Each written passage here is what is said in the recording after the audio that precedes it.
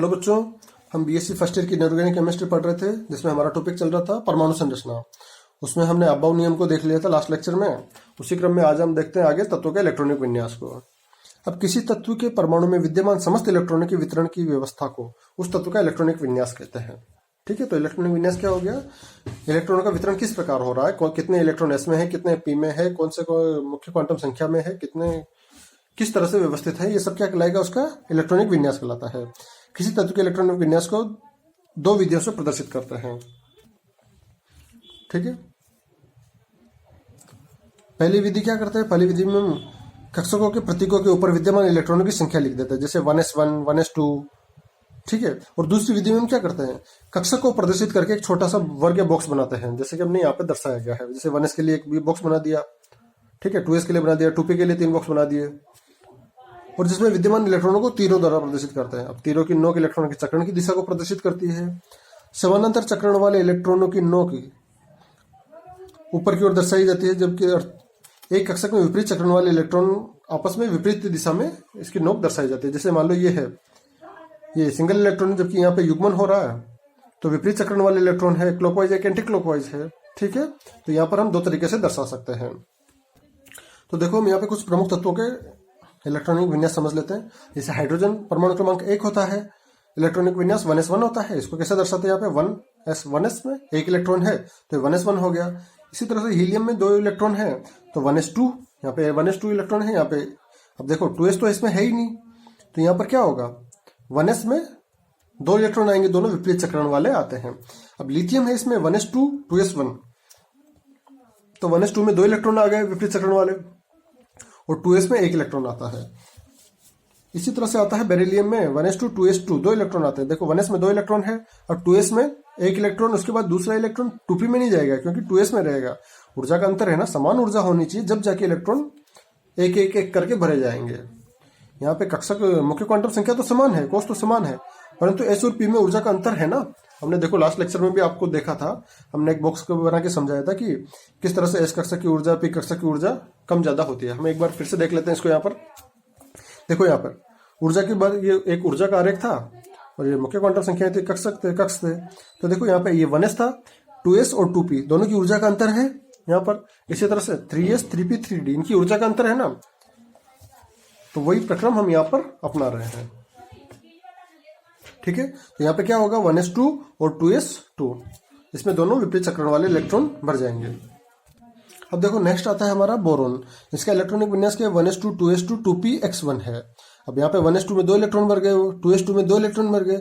अब next electron, एक ही electron है, वो कहाँ चला जाएगा? 2p में चला जाएगा। अब इसी प्रकार कार्बन में इलेक्ट्रॉनिक विन्यास की बात करें तो 1s2 2s2 2px1 2p5, मतलब 2p में कितने इलेक्ट्रॉन है? 2 इलेक्ट्रॉन है।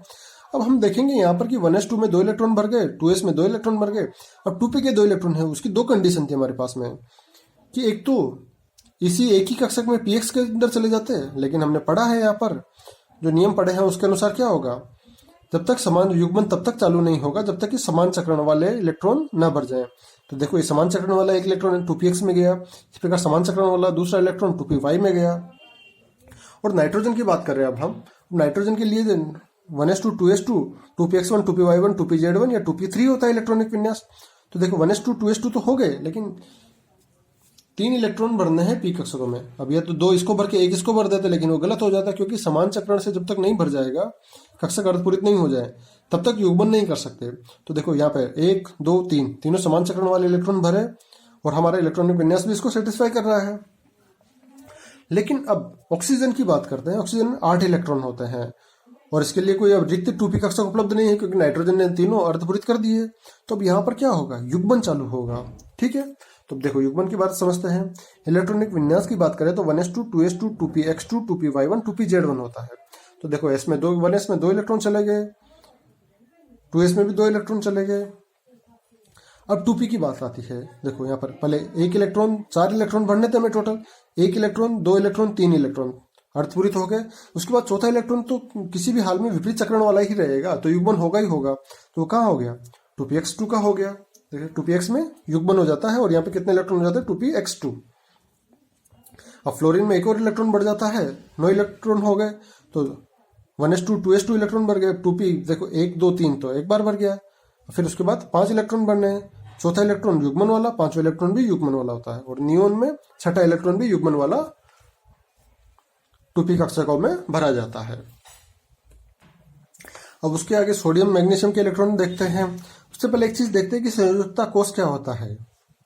अब किसी भी तत्व का बाह्यतम कोष संयोजकता कोष कहलाता है, क्योंकि रासायनिक संयोग में इसी कोष से इलेक्ट्रॉन भाग लेते हैं। ठीक है, तो ये कोष संयोजकता कोष कहलाता है। देखिए सोडियम की बात करें तो 1s2 2s2 2p6 3s1, यहाँ पे इसका संयोजकता कोष कौन सा है, 3 है। ठीक है, अब देखो हम यहाँ पे 3 की बात कर रहे हैं, तो 3s 3p के बारे में हमने यहाँ पे लिख दिया है। 1s 2s 2p के बारे में हम पहले पढ़ चुके हैं, और उतने ही इलेक्ट्रॉन उसी विन्यास में भरे जाएंगे। देखो सोडियम में 1 इलेक्ट्रॉन है 3s में, तो 1 इलेक्ट्रॉन भर गया। मैग्नीशियम में 2 इलेक्ट्रॉन है 3s में, तो 2 इलेक्ट्रॉन यहाँ पे दिए गए निर्देशानुसार भर देते हैं। अब एल्यूमिनियम में 3s2 3px1 है, तो यहाँ पे 2 इलेक्ट्रॉन 3s में भर गए और 1 इलेक्ट्रॉन कहाँ चला गया, 3px में। इसी प्रकार सिलिकॉन है, इसमें 3px2 है, तो 3px1 3py1 मतलब 3p2 है, तो देखो 2 इलेक्ट्रॉन भरने हैं p कक्षकों में, तो 3px में चला गया और 3py में चला जाता है। नेक्स्ट है हमारे पास फास्फोरस। फास्फोरस का इलेक्ट्रॉनिक विन्यास क्या होता है, 1s2 2s2 2p6 3s2 3px1 3py1 3pz1, या शॉर्ट में 3p3 होता है। तो देखो ये 3s2 में 2 इलेक्ट्रॉन भर गए विपरीत चक्रण वाले। अब p कक्षकों में क्या होगा, पहले अयुग्मित इलेक्ट्रॉन अर्धपूरित कक्षक में भरेंगे और समान चक्रण वाले। 1 इलेक्ट्रॉन 2 इलेक्ट्रॉन 3 इलेक्ट्रॉन अर्धपूरित हो गए, समान चक्रण वाले हैं। अब सल्फर में चौथा इलेक्ट्रॉन और आ जाता है p कक्षकों में, तो वो कहाँ चला जाएगा, देखो 3px2 हो जाएगा, युग्मन हो जाएगा विपरीत चक्रण वाले इलेक्ट्रॉन से। इसी तरह से क्लोरीन में 5वां इलेक्ट्रॉन आ जाएगा, जो कि 3py में चला जाएगा, और 3px2 3py2 हो जाएगा और 3pz1 हो जाता है। इसी तरह से ऑर्गन है, ऑर्गन में इलेक्ट्रॉनिक विन्यास क्या हो जाता है, 1s2 2s2 2p6 3s2 3px2 3py2 3pz2। तो इसका इलेक्ट्रॉनिक विन्यास कैसे भरेंगे, देखो 3s2 में दोनों समान विपरीत चक्रण वाले इलेक्ट्रॉन भरे हुए हैं। इसी प्रकार से p कक्षकों में 3px2 3py2 और 3pz2 तीनों कक्षकों में विपरीत चक्रण वाले इलेक्ट्रॉन उपस्थित हैं। ठीक है, देखो अब इसके बाद क्या है, पोटेशियम का इलेक्ट्रॉनिक विन्यास है। पोटेशियम का इलेक्ट्रॉनिक विन्यास क्या होता है, 1s2 2s2 2p6 3s2 3p6 4s1, तो इसलिए यहाँ पे 4s कक्षक आ गया, और 4s के बाद 4p आना चाहिए था, लेकिन 4p नहीं आकर 3d आता है। क्यों आता है, क्योंकि हमने n+l देखा है। देखो n+l के अकॉर्डिंग यहाँ पे क्या है, 3d और 4p दोनों के लिए n+l की वैल्यू क्या होगी, 5 होती है, लेकिन जहाँ पे n का मान 0 है वहां पे इलेक्ट्रॉन भरेंगे, मतलब कम होता है, तो n का मान कम किस में होगा, 3d में होगा। तो पहले इलेक्ट्रॉन कहाँ जाएंगे, 4s में भरने के बाद में 3d कक्षकों में जाते हैं। ठीक है, ये चीज समझ में आ गई कि 3d कक्षकों में क्यों जाएंगे। अब पोटेशियम के इलेक्ट्रॉन की बात करें तो 4s में 1 इलेक्ट्रॉन चला गया। इसी तरह से कैल्शियम में 4s2 2 इलेक्ट्रॉन है, 4s के दोनों कक्षकों में चले, मतलब 4s के कक्षक में दोनों विपरीत चक्रण वाले इलेक्ट्रॉन चले जाते हैं। अब कैल्शियम के तत्वों के बाद एक इंपॉर्टेंट सीरीज शुरू होती है, जो कि हमारे लिए इंपॉर्टेंट भी है। इसके लिए आगे हम पर्टिकुलर अलग अलग चैप्टर भी पढ़ेंगे। तो देखते हैं क्या है वो श्रेणी होती है संक्रमण श्रेणी। ठीक है, अब तक के विन्यासों में हमने देखा कि s कक्षक भरने के बाद p कक्षक भरे गए, 2s के बाद 2p भरा गया, 3s के बाद 3p भरा गया, लेकिन 4s कक्षक भरने के बाद 4p में नहीं जाएंगे इलेक्ट्रॉन।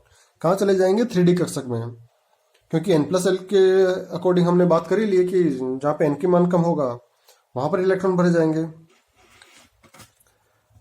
ठीक है, जब इलेक्ट्रॉन s तथा p कक्षकों में भरे जाते हैं तो उन इलेक्ट्रॉनों को क्रमशः s ब्लॉक और p ब्लॉक के तत्व कहा जाता है। और इस संक्रमण श्रेणी में जब इलेक्ट्रॉन d कक्षकों में भरे जाएंगे तो इन तत्वों को d ब्लॉक के तत्व कहा जाता है। इन तत्वों के लिए सामान्य इलेक्ट्रॉनिक विन्यास किस प्रकार होता है, जैसे अक्रिय गैस का विन्यास n-1 s2p6d 1 to 10, 1 से 10 तक इलेक्ट्रॉन होता है, और ns 1 और 2, ns में 1 या 2 इलेक्ट्रॉन भी रह सकते हैं। ठीक है, आगे बढ़ते हैं। देखो यहाँ पर क्या एक बात ध्यान रखने की है कि 3d कक्षकों में इलेक्ट्रॉन 4s कक्षकों के बाद भरे जाते हैं, लेकिन 3d कक्षक भीतर के तीसरे कोष के कक्षक होते हैं। अतः इलेक्ट्रॉनिक विन्यास में 3d का विन्यास सदैव 4s से पहले लिखा जाता है। सरलता की दृष्टि से हमने बॉक्स को देखो, विन्यास कैसे लिखते हैं हम, 4s से पहले लिखते हैं, और यहाँ पे समझने के लिए हमने 4s के बाद 3d बना रखा है। जिस क्रम में इलेक्ट्रॉन भरे जाते हैं, स्कैंडियम से वेनेडियम तक के इलेक्ट्रॉनिक विन्यास को निम्न प्रकार दर्शाते हैं। देखो स्कैंडियम से वेनेडियम तक का इलेक्ट्रॉनिक विन्यास भी समझते हैं हम। इसके नियम का परमाणु क्रमांक क्या 21 है। इलेक्ट्रॉनिक विन्यास की बात करें तो 1s2 2s2 2p6 3s2 3p6 3d1 4s2 यही होगा। तो देखो 4s में 2 इलेक्ट्रॉन भर गए और उसके बाद 3d में इलेक्ट्रॉन जाना है। 3d में एक इलेक्ट्रॉन 5 कक्षक होते हैं, dx dy dz x square y square और dz स्क्वायर यही होते हैं। 5 कक्षक है तो यहाँ पे किसी भी एक कक्षक में एक इलेक्ट्रॉन चला गया। उसके बाद टाइटेनियम है, वहां पे 2 इलेक्ट्रॉन जाने, 3d2 है तो 4s2 में 2 इलेक्ट्रॉन चले गए। उसके बाद देखो युग्मन तब तक नहीं होगा जब तक कि समान चक्रण वाले इलेक्ट्रॉनों से अर्धपूरित ना हो जाए, या समान चक्रण वाले इलेक्ट्रॉन सभी कक्षकों में ना भर जाए। तो हम यहाँ पे देखेंगे कि 2 इलेक्ट्रॉन कहाँ चले जाएंगे, एक डी कक्षक में 2 चला गया और दूसरे डी कक्षक में दूसरा इलेक्ट्रॉन चला गया। इसी तरह से वेनेडियम की बात करें तो तीसरा इलेक्ट्रॉन भी तीसरी डी कक्षक में चला जाता है। लेकिन यहां से एक ट्रिकी क्वेश्चन शुरू होता है हमारा क्रोमियम के बारे में। अब क्रोमियम का इलेक्ट्रॉनिक विन्यास क्या होता है, 1s2 2s2 2p6 3s2 3p6 3d4 4s2 ये होना चाहिए था, मैं ही नहीं कह रहा हूं कि ये होता है, लेकिन वो नहीं होता है।